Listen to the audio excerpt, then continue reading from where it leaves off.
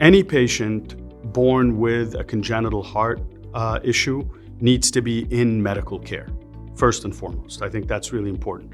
We have a major problem in this country that patients, after they leave that sort of pediatric adolescent period in their life, are lost to care.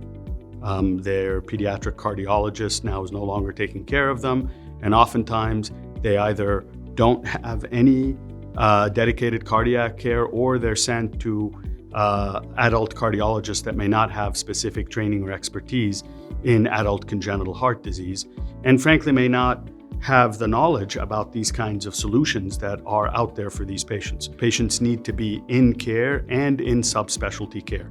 And this is where the partnership of Medtronic and the Adult Congenital Heart Association has been quite important. And I would urge patients that are adolescents or adults to actually look up the Adult Congenital Heart Association and join. It's a free membership.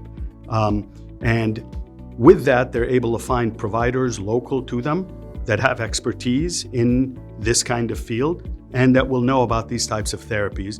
And then, frankly, their own physicians should evaluate them and decide whether they're candidates for these therapies or not. But it starts with awareness that this is a unique field, awareness that it's important that patients have lifelong care. You give them the tools to actually be able to find providers that are local to them. It's not realistic to ask people to fly across the country to seek subspecialty medical care.